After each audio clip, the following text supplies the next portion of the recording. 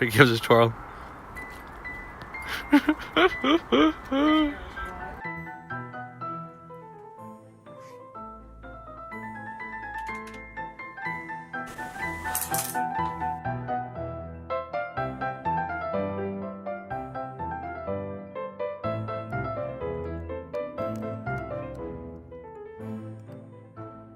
I'm Cedric. I'm 19 now. The big 1-9. Well, I remember in P4, whenever I first met you, you were kind of a crazy guy. You always had kind of a cult following, I think, of people. You had a really weird run as well. Your legs were always just big strides, like massive strides. The Baby Bell game, do you remember that? Mm-hmm. I loved playing the Baby Bell game. So basically, you get a Baby Bell on your lunch, and then throw it in the playground so that it would roll, and then everyone had to chase it, and if you stepped on it, you had to eat it with all the gross ground dirt in it. That was one of my games. Yeah. I don't remember much of P4 though. I was only there for like a month. I remember not doing a comprehension because I didn't know what to do in it. Sophie King, I think, who was sitting beside me at the time, was like, well, Mrs. Goff is going to kill you next year. You're so dead. This is what I do in the shower, though. I basically stand still. Well, I think we first became friends sort of in first year maybe, walking up to the train station. And I think you're sort of stuck with the people you get the train with. They will inevitably end up with being your friends. Not in a bad way, you're not stuck in a bad way. And that's our close friendship sparked off. Getting the train every day to and from school, even though we were from different schools. So in sort of third year, a memory that I had that we were sort of friends was 3 or 4 of us being down at Sea Park. We had 4 WKDs and then like a beer each. We were all like falling all over the place. You're a dog. How long do you think we will be friends? Well, I feel like we know each other so well that we couldn't possibly not be friends in the future. Even if we live long distance, you know, you can always swing by the hovel. That's a lot of fucking Episde, Cedric. Do it over No, fuck. I think this summer was probably one of the greatest, mostly because of the spot. The spot is right beside the beach. It's not visible from the coastal path. You can't see it, it's very well hidden. The spot is just a clearing on a cliff that actually Jack and Emil had done.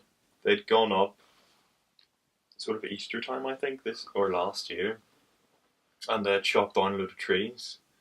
But it's the perfect place for a barbecue. Lying down on a bit of a grass, the edge, smelling burgers cooking, just hearing nice music, having an all-round great time.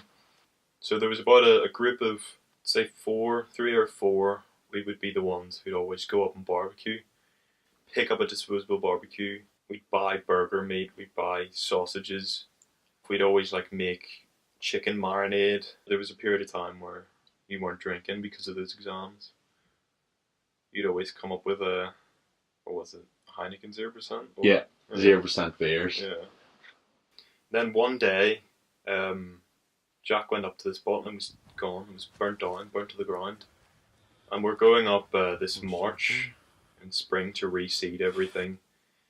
Hopefully get some nice grass on the ground. Maybe even plant a few trees.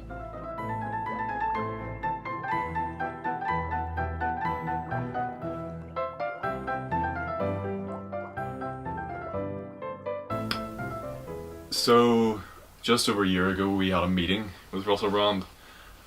So Russell Brand, of course, had his Russell Brand podcast. He'd been banned by Radio X from doing live shows, but they granted him one final live episode, or as the finale. So Russell Brand held this competition. They gave him live studio room, which had a few seats for about 10-15 people. In order to get one of these brilliant seats. You had to take a photograph of 50 new people subscribed to the Russell Brand podcast, which is 50's a lot more people than you think. It's a lot. And James managed to do that somehow. And he was going around parties, just strangers' parties. Just if he happened to see a party on the street, he would walk in and just tell people, "Can you do this for me, please?" And he asked me to come, like, basically days before we had to leave to London. So it was sort of, "Do you want to come to London quickly? Now? Do you want to come to London now?" So we flew into London. And we got there a bit early. We got there at about 9, I think, 9:30. So we had a bit of time to kill before we actually had to go into the Radio X. We had a pint there before going in and seeing Russell Brand. There's a genuine young listener there, Matt. What's your name? You're changing the subject. James. Ash got your gift as well, Russell. Oh, you're lovely. You're James. You've got me a lift. Where are you from? Belfast. Oh, he's a lovely lad from Belfast and he's got me a gift. Thank you, young James. You're a beautiful young man and I adore you. I couldn't love you more. I'm too self-involved.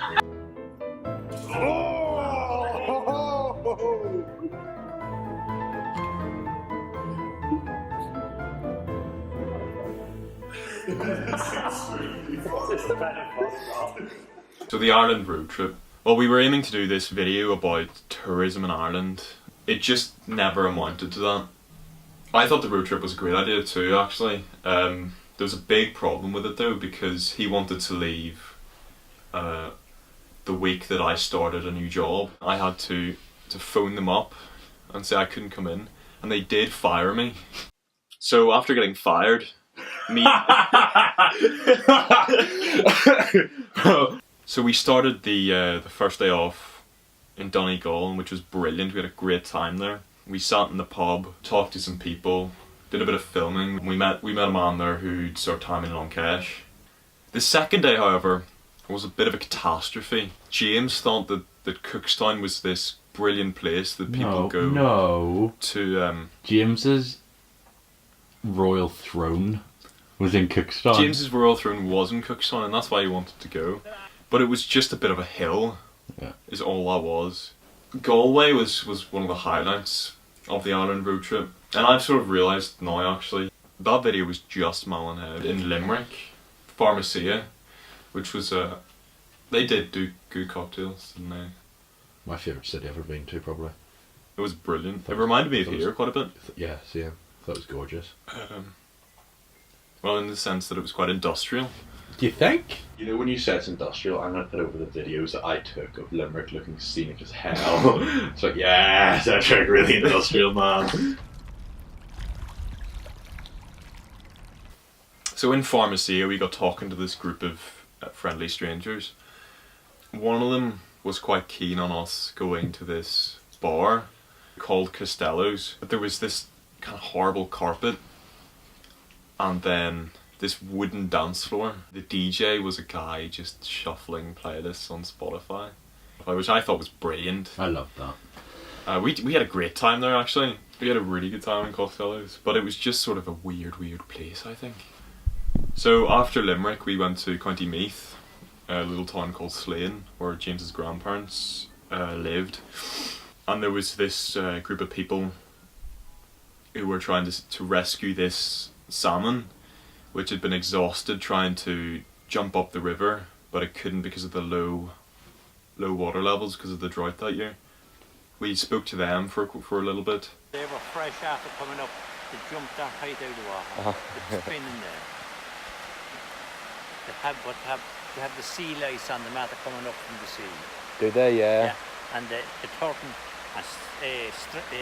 tighten the body and takes all the little stuff off, the little lice. That's on them. They knew a lot about the salmon and stuff, and they were telling us how its scales were changing colour because it was so exhausted, so physically exhausted. And we bought these Chinese lantern balloons, the ones that float away whenever you light them.